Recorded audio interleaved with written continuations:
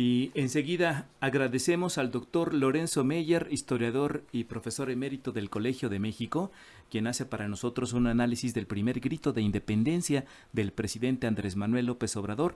Está con nosotros vía telefónica. Doctor Meyer, qué gusto escucharle. Adelante, buenos días. Buenos días. Muy buenos días. Me pidieron que hiciera algunos comentarios en torno al grito, a la declaración de independencia. Y una pregunta muy frecuente entre nosotros es ¿quién realmente debe de ser considerado el padre de la patria? ¿Quién no solamente dio el grito de independencia, sino que es realmente la figura que debe de considerarse la iniciadora de esta nueva etapa de la vida política mexicana, que deja atrás la liga con España y lanza a México a la vida independiente? Creo que la pregunta es muy pertinente. Cuando yo era muy joven, pues en los círculos escolares se decía desde luego que era Hidalgo, pero en algunos otros se señalaba, no, es Iturbide el que finalmente lleva a cabo la independencia en 1821, etcétera. Bueno, como toda situación histórica decisiva, compleja, no hay realmente una persona que en un momento determinado sea la detonadora de una decisión tan significativa en la historia de un país como es su independencia. En el caso mexicano, debemos de aceptar que es una cadena de eventos, a cual más importante, y que solo el conjunto explica el proceso de independencia o la separación con España.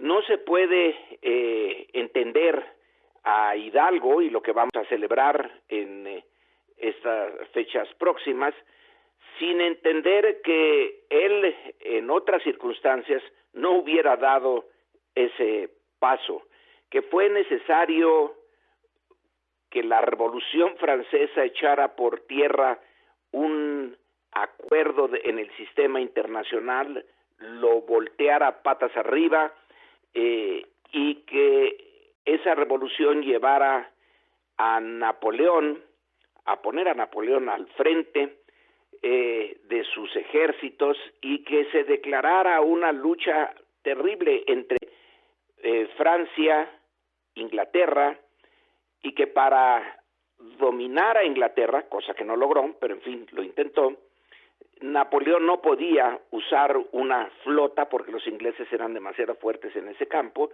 y por lo tanto decidió aislar a Europa de Inglaterra, una especie de muro alrededor de Europa para que Inglaterra se quedara sin comercio. Era necesario entonces llegar a Portugal, que era la parte de la Europa continental que estaba muy cercana a Inglaterra. Y para llegar a a Portugal, bueno, pues había que pasar por España. Y ya que pasaron por España los ejércitos franceses, bueno, pues entonces tomar el control de España. Y tomando ese control se llevan al rey, a Fernando VII, fuera de Madrid y fuera del trono. Es de esta manera, que no tiene mucho que ver con México ni con ninguna de las colonias españolas en América, cuando se produce un vacío legal, un vacío de poder legal. ¿Quién es el soberano? Ya no está el rey. Entonces la respuesta es, bueno, pues el soberano es el pueblo, pero ¿quién es el pueblo? En esas circunstancias, un grupo de criollos en México, bastante nerviosos, por cierto, deciden por sí y ante sí tomar el poder. El señor Yermo, que era un comerciante, introductor de ganado y a la Ciudad de México, gente rica, ve un gran peligro, algo que venía gestándose de tiempo atrás. Los criollos sentían que tenían derecho y podían asumir el poder político en la Nueva España. Guillermo tenía sus temores, otros españoles igual, y entonces ellos toman el Palacio Nacional, hacen preso al virrey, ponen otro virrey, y eso significa dar un golpe de Estado, porque ellos no tenían ninguna facultad para hacerlo, no eran legítimos. Y ya que destruyeron la legitimidad, que entonces era más o menos vigente, pues otras fuerzas políticas también optaron por hacer lo mismo, nada más que en sentido contrario. Ese es en un cascaroncito de nuez, el motivo por el cual un grupo de criollos, entre los que estaba Hidalgo, decidieron hacer lo mismo que Guillermo, pero su conspiración fue descubierta. Había muchos y realmente como conspiradores no eran muy buenos. Se conoció esa noticia y el gobierno en la Ciudad de México decidió aprenderlos, y ya más o menos se sabía que el proceso, en el juicio, iba a terminar en una condena a muerte. Es así como Hidalgo y su grupo deciden lanzarse a la independencia apelando a algo que no estaba en el proyecto original, apelando al pueblo. Cuando Guillermo el Español dio su golpe de fuerza, fue nada más un grupito chiquito el que destituyó al virrey. Una vez que Hidalgo llama a los de abajo, en México se produce algo que no se produjo en ninguna otra parte de América Latina en ese momento. Había varias zonas del antiguo Imperio Español que estaban en rebelión, pero no llamaban a la rebelión al pueblo. Era una lucha entre españoles y criollos. México es una excepción. Aquí la lucha se hace desde abajo, desde el principio. Eso es lo peculiar de la situación mexicana, y es en buena medida lo que se celebra, el hecho de que desde abajo se haya lanzado y aceptado la rebelión. Claro que no todas las clases populares se rebelaron, fue también una minoría, pero es significativo. Ahora, a lo largo del proceso, que tomó una década, pues ese esfuerzo desde abajo, que Morelos ya organizó mucho mejor, al final es detenido y prácticamente derrotado. En esas circunstancias es cuando se presenta Iturbide, un oficial enemigo de la independencia, realista, pero que decide aprovechar ya ese desmadejamiento del sistema español, del dominio español, porque el rey había vuelto, Napoleón estaba derrotado, había vuelto a España, y era el retorno de la monarquía absoluta. En España hay ya un movimiento liberal que no quiere esa monarquía, y en México se teme que esos liberales también influyan y terminemos por tener un gobierno de avanzada desde España. Eso era inaceptable. Entonces se deciden a ir a la independencia como una salida para detener una evolución política que ya estaba, ahora sí, en España. Finalmente en España le costó muchísimo deshacerse de estas fuerzas conservadoras. En realidad nunca se va a deshacer de ellas, sino hasta que se muera Francisco Franco en el siglo XX. Pero fue esa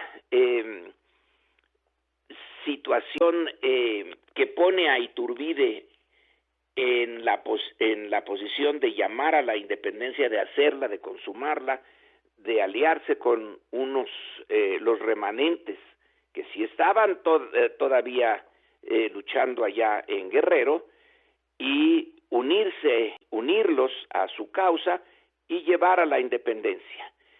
Entonces, ¿quién es realmente quien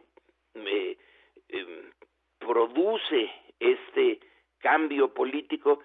Pues no es nadie en particular, tiene muchos líderes, pero es una circunstancia mundial que se detona en Europa, que es detonada en Francia por la Revolución, llevada a su cúspide por Napoleón, que influye en España al destituir y destruir el gobierno de Fernando VII, que se refleja en México, donde ya estaban, claro, desde tiempo atrás, esta tensión entre criollos y españoles, y al estallar la tensión en una rebelión en el Bajío, la zona económica más importante en ese momento en México, más dinámica, y por eso es ahí donde se concentra la rebelión.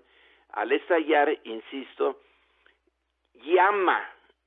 atrae a una clase social mayoritaria que no estaba invitada al banquete de la política, pero que las circunstancias lo hicieron, y entonces la rebelión mexicana es una rebelión con un alto contenido popular que no tiene en sus inicios el resto de América Latina, y que además se hace con el estandarte de la Virgen de Guadalupe.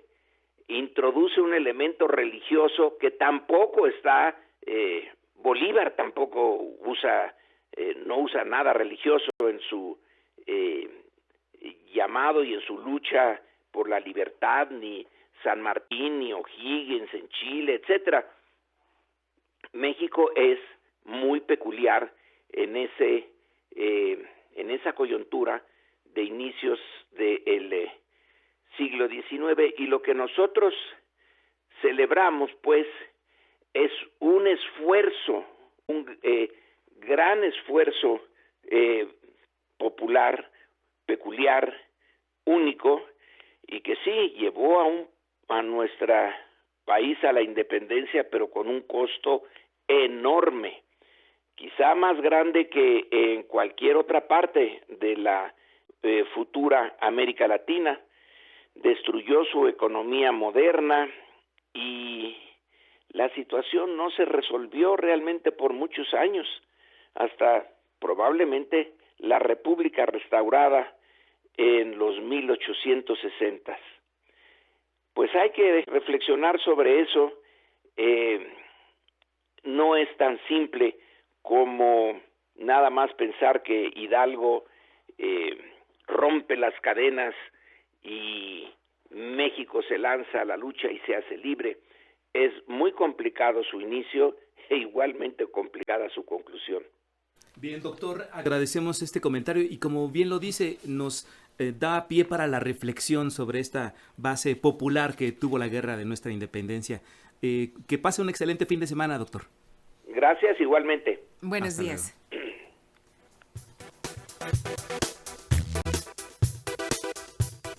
Y continuando con la información, la exsecretaria de Desarrollo Social